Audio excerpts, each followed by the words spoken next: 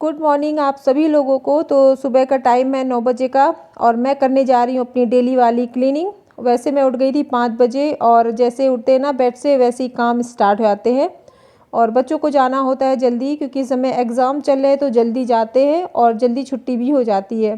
तो सबसे पहले मुझे नहाना रहता है, फिर लंच और मतलब ब्रेकफास्ट लंच ये सब की तैयारी करती हूँ। और क्लीनिंग मेरी सबसे लास्ट में ही हो पाती है क्योंकि मॉर्निंग में इतना ही टाइम होता है। इस टाइम पे सारी चीज़ें एक साथ नहीं हो सकती है, तो मैं फिर सबसे लास्ट में करती हूँ जब सब चले जाते हैं। हाँ, जब कभी बच्चों की छुट्टी होती है, हस्बैंड की होती है, तो फिर मेरे काम जो है एक रूटीन में रहता है कि पहले क्लीनिंग करते हैं, फिर उसके बाद नहाती हूँ, फिर सारी मतलब जो लंच वगैरह होता है वो बनाती हूँ। बट मेरा रोज़ का यही रहता है, 9 बजे से ही मेरी क्लीनिंग स्टार्ट होती है। तो पहले मैंने थोड़े बहुत कपड़े जो निकले हुए थे विंटर्स के वो थोड़े थोड़े रखते आ रहे, क्योंकि जब बच्चे होते हैं ना तो एक साथ सारे ठंडे कपड़े विंटर के कपड़े नहीं रख सकते, क्योंकि हल्की हल्की सुबह शाम की भी ठंड पड़ रही है। तो थोड़ी थोड़ी जैसे मतलब कम होती जा रही वैसे वैसे मेरे कपड़े जो हैं वॉश करके मैं थोड़े थोड़े करके रखते जा रही हूँ। तो इधर मैंने बेड में थोड़े से कपड़े बाहर थे गर्म वाले, तो वो मैंने अंदर लगा दिए हैं और बेड को भी झाड़ दिया, अच्छे से क्लीन कर दिया है। तो मॉर्निंग में यही रहता है कि बहुत ज़्यादा ही काम मतलब क्लीनिंग का काम फैल जाता है, क्योंकि खाने में तो टाइम नहीं लगता बनाने में, 1 घंटे में सारी चीज़ें बन जाती हैं। बट जो क्लीनिंग में है ना सबसे ज़्यादा घर में इसी में टाइम लगता है क्लीनिंग में। तो बस इधर मैंने पहले अपना ड्राइंग रूम सही किया है क्योंकि सबसे ज़्यादा आज ये गंदा हो रखा था। और मैंने सोफ़े के कवर निकाल दिए थे क्योंकि होली आ रही है, थोड़ी बहुत क्लीनिंग भी करती चल रही हूँ साथ के साथ। तो त्योहारों में बढ़ भी जाता है इस टाइम पे, क्या हो ना कपड़ों को रखने का काम और सारी चीज़ें बहुत काम हो जाते हैं त्यौहार के बीच में। तो सारी चीज़ें जब एक टाइम टेबल से मैनेज करके रोज़ के रोज़ कुछ ना कुछ काम लेकर चलती हूँ तब जाके त्यौहार तक सारे काम हो पाएंगे अच्छे से, क्योंकि जब अकेले करना होता है ना तो बहुत चीज़ें मैनेज करनी पड़ती हैं। तो बस इधर मैंने कवर धो दिए थे, लेकिन जो क्या है ना सोफ़े के कवर ये ऐसे हैं कि अकेले इसको नहीं चढ़ा सकते, मतलब इसमें 2 लोग तो चाहिए है।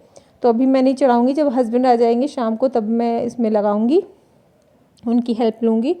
और वो कर भी देते हैं हेल्प, ऐसी बात नहीं है, वो हर चीज़ में हेल्प कर देते हैं, लेकिन ऐसे होता है ना कि टाइम जितना होता नहीं है कि घर पे रहकर वो हेल्प कर पाएँ।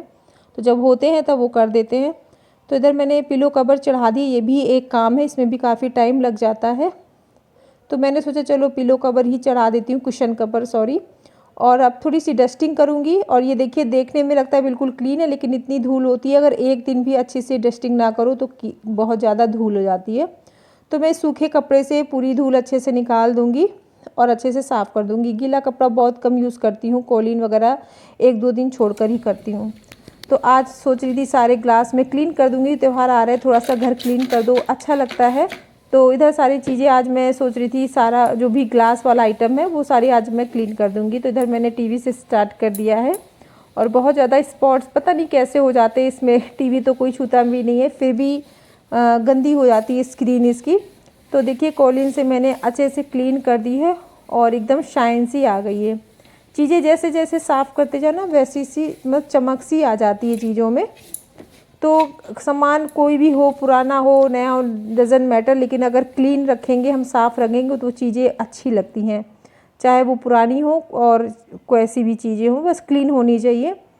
और ये सोफ़े के ऊपर ये जो सीनरी लगी हुई थी तो इसको तो मैंने दीपावली से मतलब दीपावली में क्लीन किया था, उसके बाद मैं अब कर रही हूँ क्योंकि ये काफ़ी हैवी है, सोफ़े के ऊपर लगी है तो थोड़ा सा चढ़ना पॉसिबल नहीं होता, लेकिन अभी मैं चढ़ गई थी कपड़ा डाल के सोफ़े के ऊपर। ये देखिए कितनी साइड से धूल निकली है और इसमें एक जैसे ही मैंने कपड़े से साफ़ किया कॉलिन से एकदम एक शाइन आ गई और अच्छा लगने लगा उतने में ही। मतलब चीज़ें में चमक आती है ना तो क्लीन सा दिखता है और अच्छा भी लगता है खुद को भी, क्लीनिंग मतलब लगती है कि हाँ अच्छे से क्लीनिंग हो गई है।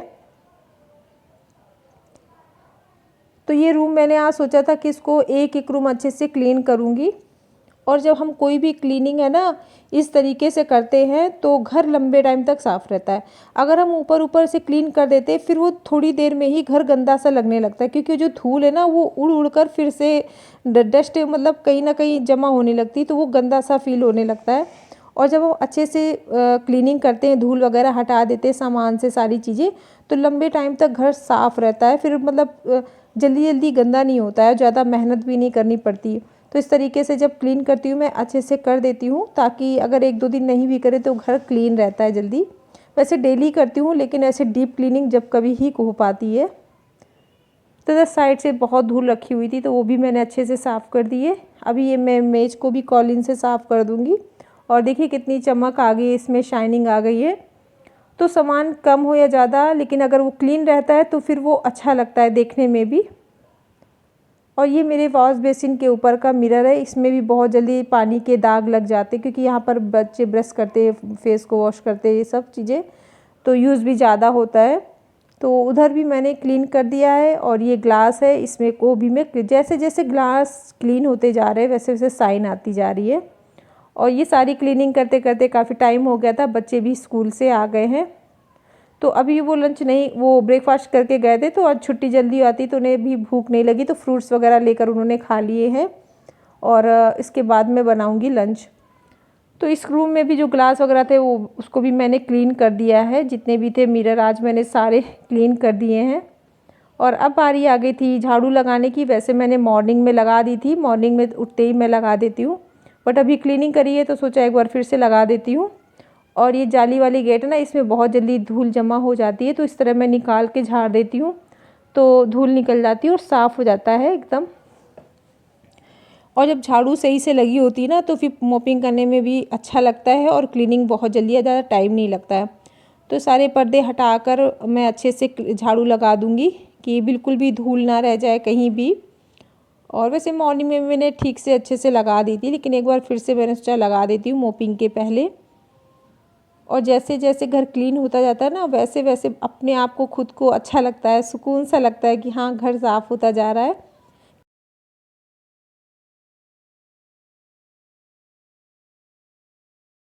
और कभी कभी क्या होता है ना, जो सामान हमारे घर में रखे होते हैं ना, हम लोगों का उस तरफ से ध्यान ही कम जाता है कि इसके पीछे होगा कुछ कूड़ा वगैरह, क्योंकि हम डेली लगाते हैं नीचे से ऐसे, लेकिन उसको हटाते नहीं हैं।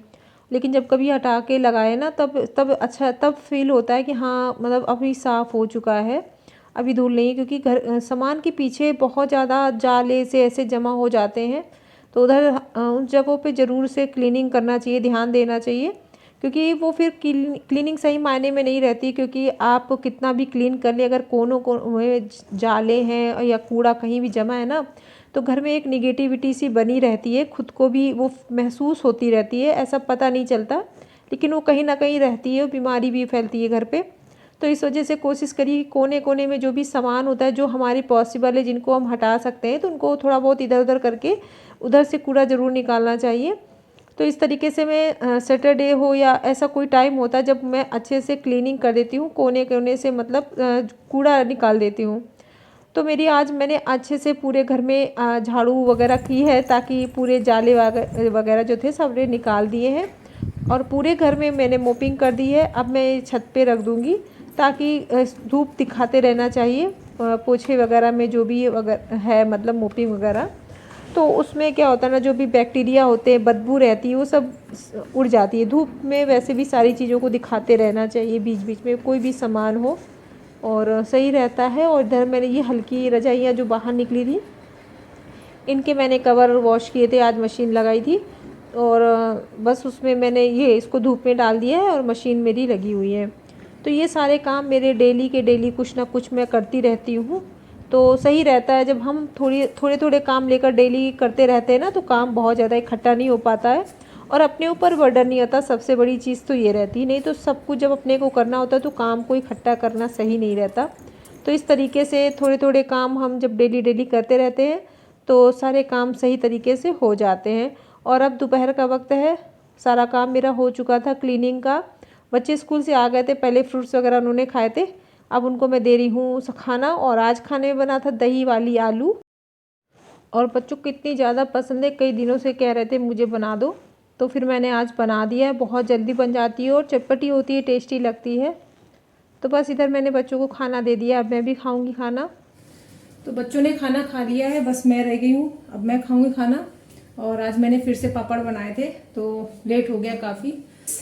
और ये हस्बैंड लाए थे कल, देखिए पेठा लाए थे ये वाले, मुझे बहुत पसंद है। मतलब एक आते ना सूखे सूखे, ये गीले, इनमें पता नहीं ऊपर से चाशनी के अंदर से पता नहीं, लेकिन टेस्टी बहुत लगते हैं। आइए आप लोग भी खा लीजिए।